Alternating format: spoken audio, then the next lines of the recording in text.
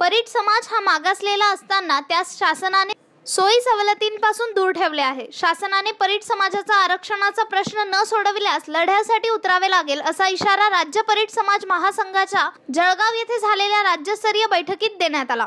राज्य परीट महासंघाची सर्वभाषिक बैठक 23 रोजी केमिस्ट भवनात पार पडली। अध्यक्षस्थानी डी सोनटक्के नागपूर हे होते। राज्य कार्याध्यक्ष अनिल शिंदे, मुख्य महासचिव जयराम वाघ, कोषाध्यक्ष संजय कनोजिया, महासचिव दिलीप शिरपूरकर, संजय सुरवाडकर, संघटक शंकरराय परदेशी, लॉन्ड्री संघटना अध्यक्ष ओम बुंदेले, विदर्भ विभाग अध्यक्ष चंद्रकांत खुकेकर, गणेश खर्चे, महिला प्रदेश अध्यक्ष अरुणा रायपुरे, शीतल शेवाळे, श्याम ठाकरे आदींची मुख्य उपस्थिती होती। पदाधिकाऱ्यांच्या पुढील प्रमाणे निवड करण्यात आली। प्रदेश उपाध्यक्ष चंद्रकांत सोनवणे, प्रदेश युवक कार्याध्यक्ष दीपक बाविस्कर, प्रदेश सचिव शंकरराय निंबाळकर, उत्तर महाराष्ट्र विभागीय अध्यक्ष सुरेश ठाकरे, विभागीय कार्याध्यक्ष प्रभाकर खर्चे, प्रदेश संघटक श्याम वाघ, बैठकीस दिनकर सोनवणे, संदीप महाले, प्रशांत मांडोळे, गणेश सपके, दीपक जाधव, गिरीश शिरसाळे, सचिन शिरसाळे, भरत सोनवणे आदींसह समाज बांधव व भगिनी उपस्थित होत्या। महाराष्ट्र राज्य धोबी परीट महासंघाच्या वतीनं आज जळगाव खानदेश येथील जिल्हा कार्यकारिणी व राज्य कार्यकारिणी बैठक करण्यात आली। या महाराष्ट्रातील 25 लाख धोबी बांधवासाठी मी सन्माननीय आमचे संस्थापक अध्यक्ष देवराजी सोनटक्के साहेब यांच्या नेतृत्वात महाराष्ट्रातल्या 25 लाख धोबी बांधवांना त्यांचं आरक्षण पूर्ववत मिळावं यासाठी आपण गेल्या 7 वर्षापासून पूर्ण महाराष्ट्रभर आंदोलन देत आहोत। सन्माननीय सोनटक्के साहेबांच्या नेतृत्वात या मंत्रालयामध्ये आरक्षणाची फाईल आपण गेल्या 2 वर्षापासून तिचा पाठपुरावा करत आहोत। महाराष्ट्रातल्या 25 लाख धोबी बांधवांना त्यांचं आरक्षण त्यांना पूर्ववत मिळावं। आम्ही या महाराष्ट्रामध्ये आरक्षण मागत नाही। महाराष्ट्रातला धोबी बांधव आरक्षण मागत नाही आहे। ज्या पद्धतीनं या महाराष्ट्रामधला धनगर समाज, मराठा समाज किंवा मुस्लिम समाज आरक्षण मागत असेल, आमचं आरक्षण त्या पद्धतीचं नाही असं महाराष्ट्रातला आम्ही धोबी बांधव म्हणत नाही।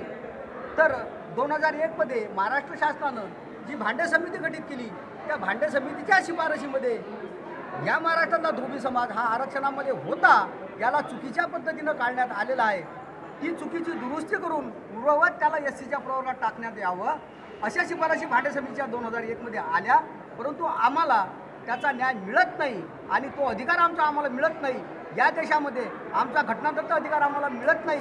जर हा देश संविधानावर चालत असेल तर या देशातल्या छोट्या छोट्या समाजावर होणारे अन्याय हे दूर होणार नाहीत का? मग हा देश खरंच संविधानावर चालतो की लोकशाहीवर चालतो हा प्रश्न निर्माण झालेला आहे। आम्ही 1960 पर्यंत शेड्यूल कास्टमध्ये होतो। आजही या देशामध्ये 18 राज्यामध्ये आम्ही शेड्यूल कास्टमध्ये आहोत। 13 राज्य आणि 5 केंद्रशासित प्रदेश अशा 18 राज्यामध्ये शेड्यूल कास्टमध्ये आहोत। महाराष्ट्रामध्ये आम्ही 1960 पर्यंत होतो आणि 1960ला महाराष्ट्राची निर्मिती झाली आणि आमचं आरक्षण चुकीच्या पद्धतीने हिरावलं गेलेलं आहे।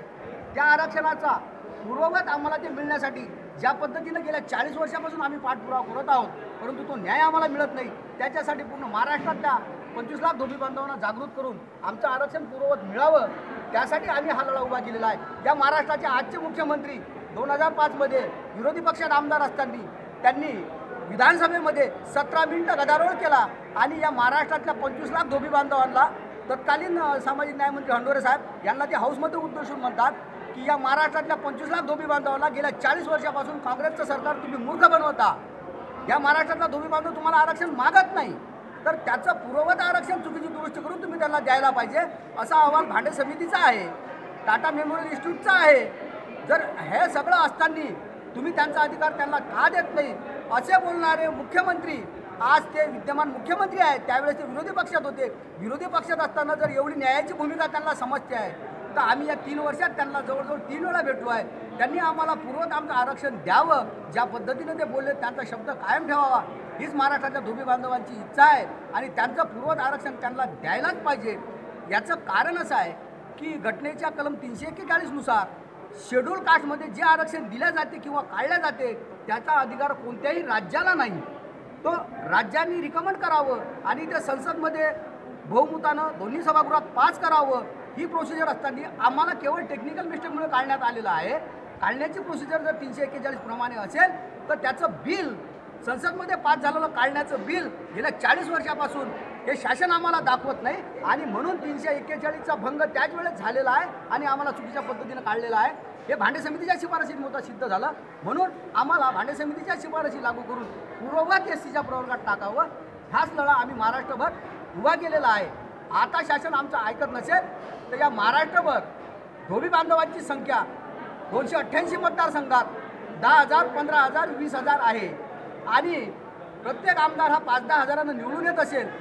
आमची कदाचित निवडून येण्याची ताकद प्रत्येक मतदारसंघात नसेल, परंतु पाळण्याची ताकद पूर्ण महाराष्ट्रभर धोबी समाजाची तेवढी संख्या प्रत्येक मतदारसंघात आहे.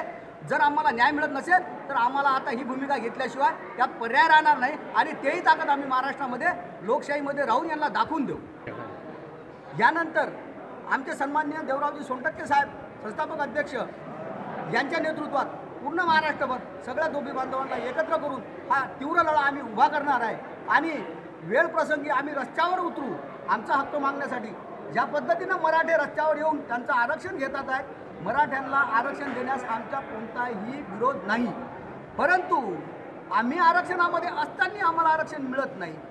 मराठ्यांसाठी आरक्षण नसताना फक्त ते संख्येनं जास्त आहे आणि ज्या समाजाची मतदानाची संख्या जास्त आहे त्यांच्यासाठी स्पेशल अधिवेशन बोलवले जाते, स्पेशल अधिवेशन बोलवले जाते आणि त्यांच्यासाठी स्पेशल मागासवर्गीय आयोगाचा अहवाल बनवला जाते. या देशामध्ये आरक्षण देताना 2 निकष मुख्यत्वेकडे पाळले गेले. ज्या जातींना या देशामध्ये अस्पृश्यतेची वागणूक मिळाली त्यांना शेड्यूल कास्टमध्ये टाकण्यात आलं. ज्या जाती आयसोलेटेड होत्या त्यांना शेड्यूल ट्राईबमध्ये टाकण्यात आलं. हे कशासाठी टाकण्यात आलं तर ज्या जाती शैक्षणिकदृष्ट्या, सामाजिकदृष्ट्या, आर्थिकदृष्ट्या मागासलेल्या होत्या आणि त्यांचं या तिन्ही प्रकारचं मागासले पण दूर होऊन त्यांना मुख्य प्रवाहात यावं, त्यांना सन्मानानं जीवन जगता यावं, ह्याच्यासाठी आरक्षण असताना जर मराठ्यांना स्पेशल आरक्षण दिलं जात असेल तर त्यांना देण्यास हरकत नाही. परंतु गेल्या 18 वर्षापासून आमच्यावर जो अन्याय होत आहे, आम्ही ज्या लाईनमध्ये 18 वर्षापासून उभे आहोत, पहिले आमच्या आरक्षणाचा विचार केला पाहिजे, ही शासनाला आमची विनंती राहील.